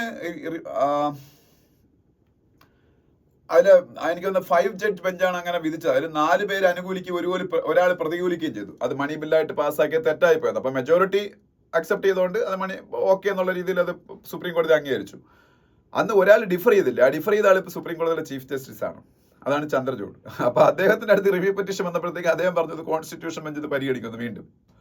അപ്പോ മണി ബില്ല് ലോക്സഭയുടെ സ്പീക്കർ ഒരു ബില്ല് മണി ബില്ലായിട്ട് റെക്കമെൻഡ് ചെയ്ത് പാർലമെന്റിൽ അവതരിപ്പിച്ചാൽ അത് ലീഗൽ സ്ക്രൂട്ടിനിക്ക്, ജുഡീഷ്യൽ സ്ക്രൂട്ടിനിക്ക് വിധേയമാണെന്നാണ് ഇപ്പൊ ഇതിന്റെ ഇതൊന്ന് മനസ്സിലാവുന്ന കാര്യം. അപ്പൊ എന്തായാലും ഇതിന്റെ വിധി വരാൻ പോണ എന്താണെന്ന് അറിഞ്ഞൂടാ. അപ്പൊ എന്തായാലും ഇതിൽ ഞാൻ പറഞ്ഞേക്കേ ഉള്ളു കാര്യം, ഇതിന് അതിൽ കൂടുതലൊന്നും പറയാനില്ല. പക്ഷെ സ്റ്റിൽ ഞാൻ പറയാം, മണി ബിൽ എന്ന് പറയുന്ന സംഭവം ആർട്ടിക്കിൾ 110 ഡീൽ ചെയ്യുന്നത്. അതിന്റെ അകത്ത് ആർട്ടിക്കിൾ 110(1)(a) തൊട്ട് എഫ് വരെ ഉള്ള സെക്ഷൻസിൽ 6 സ്പെസിഫിക് മാറ്റേഴ്സ് ആയിട്ട് കണക്ട് ചെയ്തിട്ടുള്ള ബില്ലുകൾ മാത്രമേ മണി ബില്ലായിട്ട് പറയാൻ പറ്റുള്ളൂ പറഞ്ഞിട്ടുണ്ട്. 6 സ്പെസിഫിക് മാറ്റേഴ്സ്, അതായത് നമ്മളുടെ കോൺസ്റ്റിറ്റ്യൂഷന്റെ ആർട്ടിക്കിൾ 110(1)(a) തൊട്ട് എഫ് വരെയുള്ള സെക്ഷൻസിന്റെ അകത്ത് പറയുന്ന 6 കാര്യങ്ങൾ, അതുമായിട്ട് റിലേറ്റഡ് ആയിട്ടുള്ള ബില്ലുകൾ മാത്രമേ മണി ബില്ലുകളായിട്ട് പരിഗണിക്കാൻ പറ്റൂ. 6 കാര്യങ്ങൾ എന്താണെന്ന് അവർ പറയുന്നുണ്ട്. Taxation, borrowing by government, custody of consolidated fund or contingency fund, payment or withdrawal of money from such funds, appropriation out of consolidated fund, expenditure charged on consolidation fund, receipt on account of consolidated fund or public account or audit of accounts of union or states. അങ്ങനെ 6 കാര്യങ്ങൾ ഇതിനകത്ത് ഉൾപ്പെടുത്തിയുള്ള കാര്യങ്ങളാണെങ്കിൽ മാത്രം, ഇതുമായിട്ട് ബന്ധമുള്ള കാര്യങ്ങൾ മാത്രമാണെങ്കിൽ മണി ബില്ലായിട്ട് അവതരിപ്പിക്കാൻ പറ്റുള്ളൂ പറയുന്നുണ്ട്.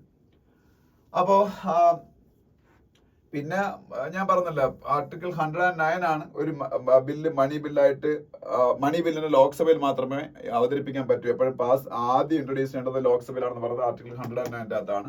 അതിനുശേഷം അത് രാജ്യസഭയിൽ വിടണം. രാജ്യസഭ 14 ഡേയ്സിനകത്ത് റെക്കമെൻഡേഷൻസ് വല്ലോണ്ടേക്ക് കൊടുക്കണം. ആ റെക്കമെൻഡേഷൻ ലോക്സഭയ്ക്ക് അക്സെപ്റ്റ് ചെയ്യാതിരിക്കുകയോ ചെയ്യാം, എന്നിട്ടത് പാസ്സാക്കാം. അപ്പോൾ അങ്ങനെയൊക്കെയുള്ള കാര്യങ്ങളാണ് അപ്പം ഇതിനകത്ത് പറയുന്നത്. അപ്പൊ ഇതുമായിട്ട് ബന്ധപ്പെട്ട കോൺസ്റ്റിറ്റ്യൂഷണൽ ആർട്ടിക്കിൾസ് ആണ് ഞാൻ ഇവിടെ പറഞ്ഞത്. ഇപ്പൊ ഈ ആധാർ ആക്ട് 2016 മണി ബില്ലായിട്ട് പാസ്സാക്കി 2016 ഞാൻ പറഞ്ഞു. അതാണ് ഇപ്പോഴത്തെ പ്രശ്നം. അതാണ് ഇപ്പൊ സുപ്രീം കോടതിയിൽ ഇപ്പൊ കോൺസ്റ്റിറ്റ്യൂഷൻ ബെഞ്ച് പരിഹരിക്കാൻ പോണത്. അത് എന്തുകൊണ്ടാണ് അങ്ങനെ ആധാർ ആക്ട് മണി ബില്ലായിട്ട് അവതരിപ്പിച്ചെന്നൂടെ പറഞ്ഞുണ്ട്. This law contains provisions with respect to process for enrolment and authentication, establishment of authority for Aadhaar, mechanism for safeguards and penalties for offences under act. Section 7 of the Act provides that central or state government may require Aadhaar authentication of an individual as a condition for providing subsidy, benefit or service for which expenditure is incurred from consolidated fund. കണ്ട, അതാണ് ഒരു മണി ബില്ലാക്കാൻ കാര്യം.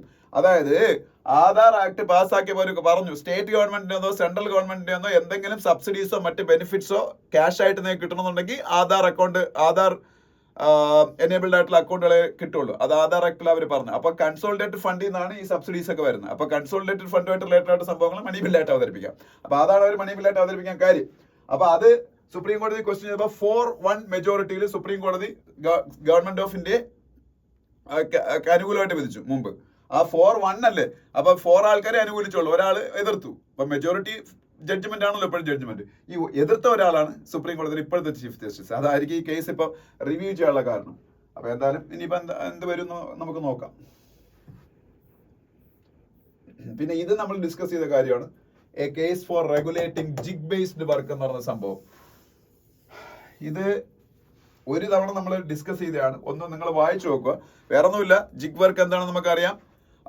അതായത് നമ്മളെ സ്വിഗ്ഗി, സൊമാറ്റോ പോലുള്ള online പ്ലാറ്റ്ഫോംസിൽ ജോലി ചെയ്യുന്ന ആൾക്കാരാണ് ജിഗ് വർക്കേഴ്സ് എന്ന് പറയുന്നത്. ഇപ്പൊ ഇന്ത്യയിൽ മില്യൺസ് ഓഫ് ആൾക്കാർ ജിഗ് വർക്കേഴ്സ് ഉണ്ട്. ഈ ജിഗ് വർക്കേഴ്സ് ഇനി സോഷ്യൽ സെക്യൂരിറ്റി ബെനിഫിറ്റ്സ് ഒന്നും കൊടുക്കുന്നില്ല. കാര്യം അവരെ വർക്കേഴ്സ് ആയിട്ടല്ല കാണുന്നത്, പാർട്ട്നേഴ്സ് ആയിട്ടാണ് കാണുന്നത്. ലോകം മുഴുവനും മിക്കവാറും ഒക്കെ ഉള്ള ഈ ജിഗ് വർക്കേഴ്സിനെ എൻഗേജ് ചെയ്യിപ്പിക്കുന്ന എക്കോണമീസിൽ എല്ലാം. പക്ഷേ ഇന്ത്യയിൽ ഇപ്പം വന്നിരിക്കുന്ന ഒരു പ്രശ്നം, ഇങ്ങനെയാണ് പാർട്ട്നേഴ്സ് ആയിട്ട് കാണാൻ കാര്യം ഇത് വേറൊന്നും അല്ല. അവര് സാധാരണ ജോബ് എൻഗേജ് ചെയ്യുന്ന വർക്കേഴ്സിനെ പോലുള്ള കോൺട്രാക്ട് ഒന്നും അവർക്കില്ല. ഏത് സമയത്ത് അവരുടെ ഇഷ്ടം അനുസരിച്ച് അവർക്ക് ജോബിൽ ലോഗിൻ ചെയ്യാനും അവർക്ക് ലോഗ് ഔട്ട് ചെയ്ത് പോകാനുള്ള അവകാശമുണ്ട്. So they are their own boss, അല്ലാതെ അവരുടെ മുകളിൽ ഒരു ബോസ് ഇല്ല എന്നൊരു കോൺസെപ്റ്റ് ആണ്. സാധാരണ വർക്കിലെല്ലാം ഒരു ബോസ് കാണുമല്ലോ, അതുകൊണ്ടാണ് അവർ എംപ്ലോയി ആയിട്ട് കൺസിഡർ ചെയ്യുന്നത്. ഇവിടെ ബോസ് ഇല്ല, they are their own boss. So they cannot be considered as employees. Instead they will be treated as partners എന്നുള്ള കോൺസെപ്റ്റ് വരുന്നത്. പക്ഷെ അങ്ങനെ അല്ല കാര്യം.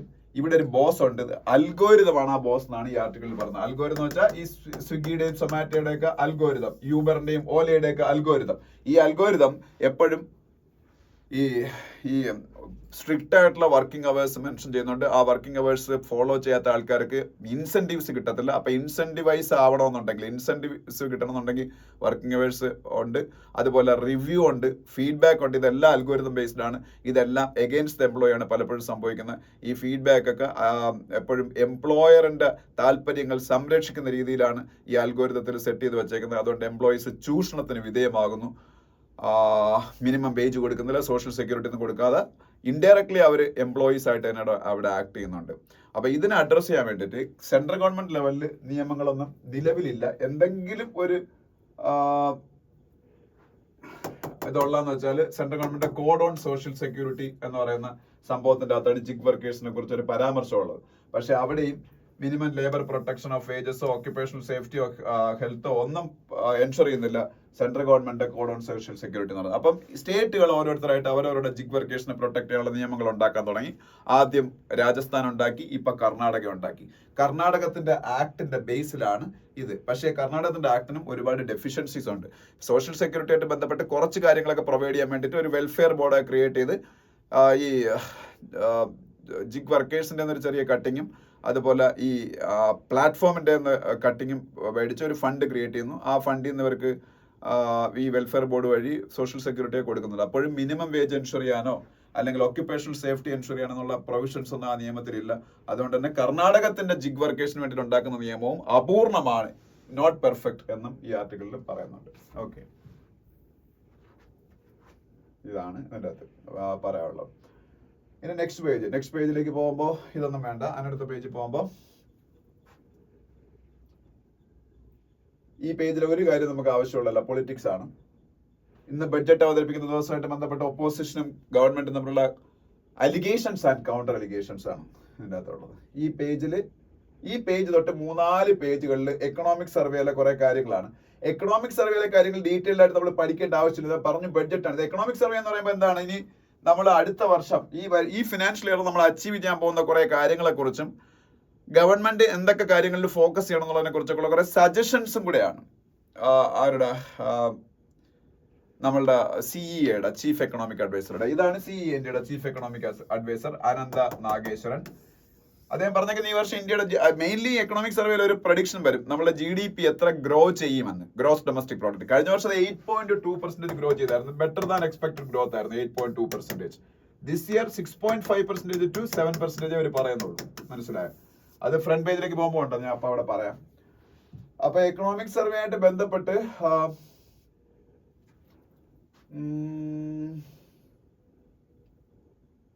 ഇതില് പറഞ്ഞ് നമ്മൾ കാണാതെ പഠിക്കാനുള്ള കാര്യങ്ങളൊന്നും ഈ എക്കണോമിക് സർവേയിൽ അങ്ങനെ വലുതായിട്ടില്ല.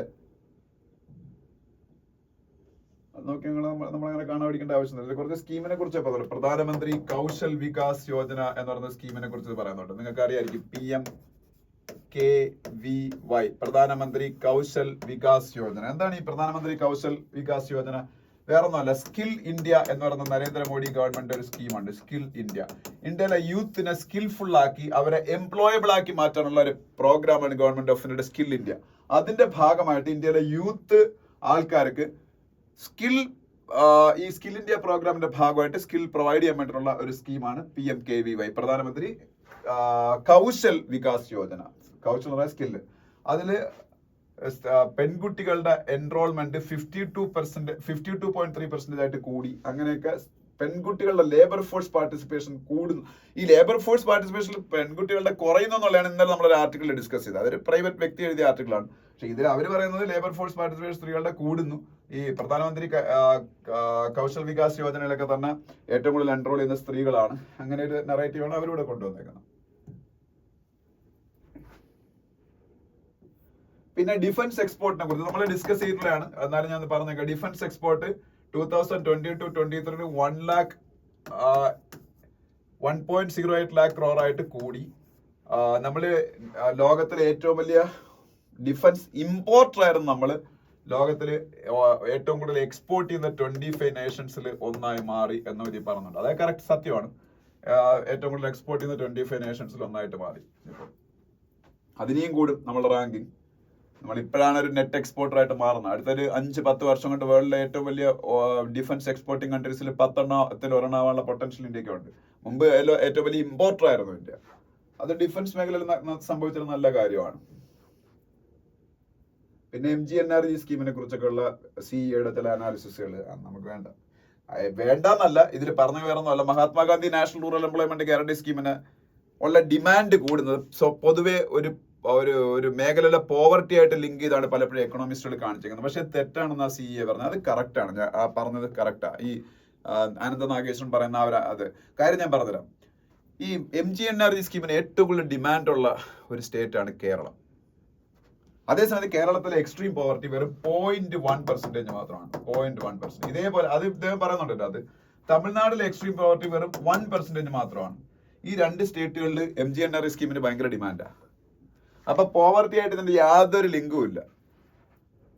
ഇത് നമ്മളുടെ സോഷ്യലി നല്ല വെൽബീയിങ് ഒക്കെ ഉള്ള സ്റ്റേറ്റുകളിൽ, എസ്പെഷ്യലി കേരളത്തിലും ഈ ഹരിയാന പോലുള്ള സ്റ്റേറ്റുകളിൽ, തമിഴ്നാട്ടിലൊക്കെ MGNREGA സ്കീമിന്റെ വേജസ് കൂടുതലാണ്. സെൻട്രൽ ഗവൺമെന്റ് കൊടുക്കുന്ന ഒരു വേജിന് പുറമെ സ്റ്റേറ്റുകൾ അഡീഷണലി കുറച്ച് ഇതിലൂടെ കൊടുക്കും. അപ്പൊ ആ വേജ് കൂടുതലാണ്. കേരളത്തിൽ അറൌണ്ട് 400 rupees അങ്ങോട്ട് ഉണ്ട് പെർ ഡേ, അല്ലെങ്കിൽ 300 സംതിങ് ഉണ്ട്.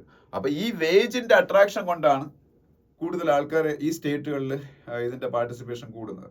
അതിന്റെ കുറച്ച് കാര്യങ്ങളാണ്, അല്ലാതെ പോവർട്ടി ആയിട്ട് അതിന് ബന്ധമില്ല എന്നുള്ളൊരു, അത് ഒരു പരിധി വരെ ശരിയാണ് കേരളത്തിന്റെ കാര്യത്തിൽ. പിന്നെ റെയിൽവേ സേഫ്റ്റി ആയിട്ട് ബന്ധപ്പെട്ട അദ്ദേഹത്തിന്റെ കാര്യം, റെയിൽവേ സേഫ്റ്റി ആയിട്ട് ബന്ധപ്പെട്ട കാര്യം നമുക്കറിയാം. കവച് പോലുള്ള സേഫ്റ്റി ആന്റി കൊളിഷൻ മെക്കാനിസം ഒക്കെ ഇംപ്ലിമെന്റ് ചെയ്യുന്നതിൽ റെയിൽവേ ഈസ് വെരി എന്താ പറയുക സ്ലോ.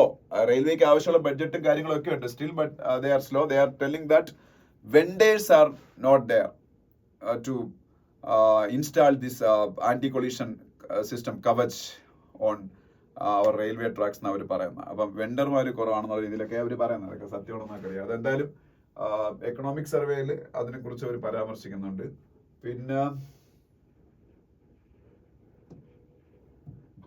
അദ്ദേഹം എക്കണോമിക് സർവേയിൽ പറഞ്ഞ കാര്യം, ഇന്ത്യയിൽ ചൈനീസ് FDI പ്രൊമോട്ട് ചെയ്യണമെന്നാണ്. കുറച്ചു കാലം കൊണ്ട് ഇന്ത്യയിൽ ചൈനീസ് FDI സ്റ്റോപ്പ് ചെയ്ത് വെച്ചേക്കാണ്. ചൈന എന്നുള്ള ഫോറിൻ ഡയറക്ട് ഇൻവെസ്റ്റ്മെന്റ്,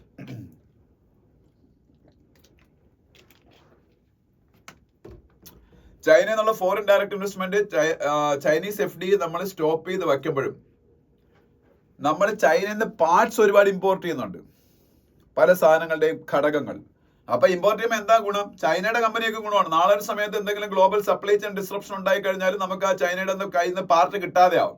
അതിനേക്കാളും എത്രയും നല്ലതാണ് ചൈനക്കാർ ഇവിടെ ഫോറിൻ ഡയറക്ട് ഇൻവെസ്റ്റ്മെന്റ് ചെയ്യുന്നത്. അപ്പൊ നമുക്ക് സ്വാഭാവികമായിട്ട് നമ്മുടെ ഇൻഡസ്ട്രീസിന് അതുകൊണ്ട് ഗുണം ഉണ്ടാവുള്ളൂ, മറ്റതിനേക്കാളും ഗുണം ഉണ്ടാവുള്ളൂ ഇമ്പോർട്ട് ചെയ്യുന്നതിനേക്കാളും. അപ്പൊ അതാണ് ഇവിടെ പറഞ്ഞേക്കുന്നത്. പിന്നെ ഇത് നമ്മളുടെ എക്കണോമിക് സർവേ ആയിട്ട് ബന്ധമൊന്നുമില്ല, എന്നാലും പറയാണ്. CCI set to send 100 anti trust queries for Reliance Disney merger. ഈ റിലയൻസ് ഇൻഡസ്ട്രീസിന്റെ വയാക്കോം എന്ന് പറയുന്ന കമ്പനി അവർ ഉണ്ടല്ലോ, അതാണ് അവരുടെ മീഡിയ കമ്പനി എന്ന് പറയുന്നത്, വയാക്കോം. അതുപോലെ ഈ ജിയോ സാവൻ അങ്ങനെയൊക്കെയുള്ള സംഭവങ്ങളൊക്കെ ഉണ്ടല്ലോ, അതെല്ലാം ജിയോ സിനിമ, അതെല്ലാം ഈ വയോക്കോമായിട്ട് ബന്ധപ്പെട്ടാണ്. അവരും ഡിസ്നി കൂടെ മെർജ് ചെയ്യാൻ തീരുമാനിച്ചത്. ഡിസ്നി മെർജ് ചെയ്യുമ്പോൾ ഡിസ്നി ഹോട്ട്സ്റ്റാർ ഒക്കെ ഇനി ജിയോയുടേതാവും. അത് കഴിഞ്ഞില്ല കാര്യം. അത് എപ്പോഴും ഇങ്ങനെയുള്ളൊരു മെർജർ വരുമ്പോഴേ ഇത് ഭയങ്കര വലിയൊരു മൊണോപ്പൊളി ആയിരിക്കും ക്രിയേറ്റ് ചെയ്യാൻ പോകുന്നത്. അപ്പൊ ഈ മൊണോപ്പൊളിസ്റ്റിക് ആയിട്ടുള്ള പ്രാക്ടീസസിനെ റെസ്ട്രിക്ട് ചെയ്യാൻ വേണ്ടി ഇന്ത്യയിൽ ഒരു സംഭവമുണ്ട്, CCI, competition commission of India. Fair trade regulator of India എന്നാണ് അറിയപ്പെടുന്നത് CCI, competition commission of India. അവർ ഇതിനെ കുറിച്ച് പഠിച്ചുകൊണ്ടിരിക്കുക. പഠിച്ചിട്ട് വേറെ പ്രോബ്ലം ഒന്നും ഇല്ലെങ്കിൽ അവർ സമ്മതിക്കുള്ളൂ. അപ്പൊ അതിനെ കുറിച്ചാണ്.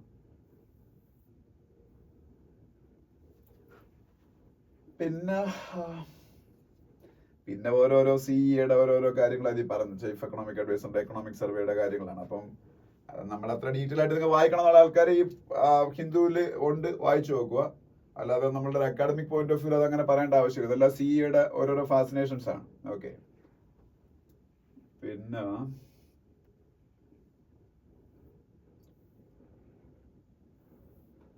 പിന്നെ ഈ വേൾഡ് പേജിലും കമല ഹാരിസിന് ഡെമോക്രാറ്റിക് പാർട്ടി എൻഡോഴ്സ് ചെയ്യാൻ സാധ്യതയുണ്ടെന്നുള്ള കാര്യങ്ങളെ കുറിച്ചുള്ള ന്യൂസ് ആണ്. പിന്നെ ഫിലിപ്പൈൻസും ചൈനയും തമ്മിലുള്ള പ്രോബ്ലംസിനെ കുറിച്ചും ഇവിടെ കാണാം. Philippines cannot yield in territorial disputes. Marcos ആരെയാണ്? Ferdinando Marcos junior. Yesterday also I spoke about him. ചൈനയും ഫിലിപ്പൈൻസും തമ്മിലുള്ള ഒരു എഗ്രിമെന്റ് ഉണ്ടാവുന്നുണ്ടായിരുന്നു ഈ ഇടയ്ക്ക്, ഒരു സെക്യൂരിറ്റി റിലേറ്റഡ് എഗ്രിമെന്റ്. അപ്പൊ അതിന്റെ പറഞ്ഞപ്പോൾ ഞാൻ ഫെർഡിനാൻഡോ മാർക്കോസ് ജൂനിയറിന്റെ പേരൊക്കെ പറഞ്ഞായിരുന്നു. അപ്പം അദ്ദേഹം വളരെ അഗ്രസീവ് ആയിട്ടുള്ളൊരു ഫിലിപ്പൈൻസ് പ്രസിഡന്റ് ആണ്. അതുകൊണ്ടാണ് ചൈനയായിട്ട് ഇത്രയും പ്രോബ്ലംസ് ഇപ്പോൾ ഉണ്ടാവുന്നത്. പിന്നെ ഇസ്രായേൽ ഹമാസ് വാറുമായിട്ട് ബന്ധപ്പെട്ടുള്ള ന്യൂസുകൾ കാണാം. പിന്നെ ഇനി അങ്ങോട്ട് ഒളിമ്പിക്സ് റിലേറ്റഡ് ആയിട്ടുള്ള ന്യൂസുകളായിരിക്കും. IOC confers the Olympic order on shooter Abhinav Bindra. Olympic gold medal winning shooter Abhinav Bindra has been awarded with the Olympic order by the International Olympic Committee for his outstanding services to the Olympic movement. Olympic order എന്ന് പറയുന്നത് IOC കൊടുക്കുന്ന ഒരു വലിയ ബഹുമതിയാണ്. ഞാൻ ഇന്നലെ ടെന്നീസിൽ hall of fame ബഹുമതിയെ കുറിച്ച് പറഞ്ഞു. ടെന്നീസിലെ ഹാൾ ഓഫ് ഫെയിം ബഹുമതി കിട്ടിയ ആദ്യത്തെ 2 ഇന്ത്യക്കാരാണ് ലിയാൻഡർ പേസും വിജയ് അമൃതരാജ്. അത് പറഞ്ഞതുപോലെയാണ് ഈ ഒളിമ്പിക് ഓർഡർ. ഇന്റർനാഷണൽ ഒളിമ്പിക് കമ്മിറ്റിയാണ് കൊടുക്കുന്നത്. അവരാണല്ലോ ഒളിമ്പിക്സ് നടത്തുന്നത്. അപ്പൊ ഒളിമ്പിക് മൂവ്മെന്റിന് കൊടുത്ത ഔട്ട്സ്റ്റാൻഡിംഗ് സർവീസസ് അതിന്റെ പേരിലാണ്. അപ്പം അഭിനവ് ബിന്ദ്ര എന്താണെന്ന് നിങ്ങൾക്ക് അറിയാം. ഇന്ത്യയുടെ first individual gold medal winner in Olympics. അത് ഷൂട്ടിങ്ങിലാണ് നേടിയത്. പിന്നെ ടൂർ ഡി ഫ്രാൻസിനെ കുറിച്ച്, ടൂർ ഡി ഫ്രാൻസ് അറിയാലോ, സൈക്ലിങ്ങിലെ ഗ്രേറ്റസ്റ്റ് ചാമ്പ്യൻഷിപ്പ്, അതുമായിട്ട് ബന്ധപ്പെട്ട ന്യൂസ് കാണാം. പിന്നെ ബാക്കി എല്ലാം ഒളിമ്പിക്സുമായിട്ട് ബന്ധപ്പെട്ടാണ്. ഓക്കെ. പിന്നെ ശ്രീജേഷ്, നമ്മളുടെ കഴിഞ്ഞ ഒളിമ്പിക്സിൽ ഹോക്കിയിൽ ഇന്ത്യയെ മെഡൽ നേടാൻ സഹായിച്ച ശ്രീജേഷ് ഈ ഒളിമ്പിക്സോടുകൂടി റിട്ടയർ ചെയ്യും. അതിനെ കുറിച്ച് പറയുന്നുണ്ട്. ഇങ്ങനെയൊക്കെയുള്ള കാര്യങ്ങളാണ്. പിന്നെ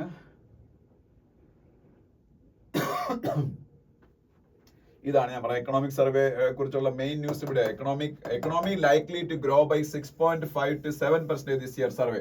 എപ്പോഴും എക്കണോമിക് സർവേയിൽ ഏറ്റവും വലിയ ഫോക്കസ് ഇതായിരിക്കും. നമ്മളുടെ ഗ്രോത്ത്, GDP ഗ്രോത്ത് ഈ വർഷം എത്ര % ആയിരിക്കും എന്ന് അവർ പറയും. കഴിഞ്ഞ എക്കണോമിക് സർവേ പറഞ്ഞതിനേക്കാളും ഗ്രോത്ത് ആണ് ഫൈനലി ഉണ്ടായത്. പക്ഷെ ചില എക്കണോമിക് സർവേയിൽ പറയുന്നതിനേക്കാളും കുറവായിരിക്കും ഉണ്ടാകും. അത് കാര്യം എന്താണ്? ഗ്ലോബൽ ഷോക്സ്, നമ്മൾ അൺഎക്സ്പെക്ടഡ് ആയിട്ട് കോവിഡ് വരുന്നു, അല്ലെങ്കിൽ ഒരു ഗ്ലോബൽ റിസഷൻ വരുന്നു. അപ്പൊ അങ്ങനെയൊക്കെ ഉണ്ടാകുമ്പോൾ സ്വാഭാവികമായിട്ട് ഈ പ്രൊഡിക്ഷൻ ഒന്നും ഹോൾഡ് ചെയ്യണമെന്നില്ല. ഓക്കെ. ഇപ്പൊ 6.5% to 7% ഗ്രോ ചെയ്യുന്നു പറഞ്ഞേക്കാം.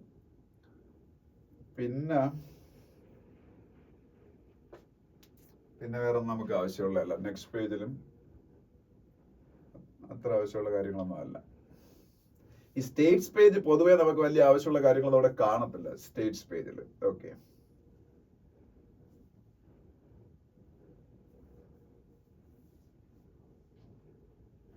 ഇത്രയാണ് ഇന്നത്തെ ഹിന്ദു ന്യൂസ് പേപ്പർ. അപ്പൊ ഇന്നത്തെ ഹിന്ദു ന്യൂസ് പേപ്പർ ഞാൻ ഒരുവിധം നിങ്ങൾക്ക് എല്ലാം ഡിസ്കസ് ചെയ്ത് തന്നിട്ടുണ്ട്. എല്ലാം ഒരു നന്നായിട്ട് വായിക്കുക ആർട്ടിക്കിൾസ് ഒക്കെ. എന്നിട്ട് നിങ്ങൾക്ക് എന്തെങ്കിലും ഫീഡ്ബാക്സ് ഒക്കെ വേണ്ടെന്നുണ്ടെങ്കിൽ പറയുക.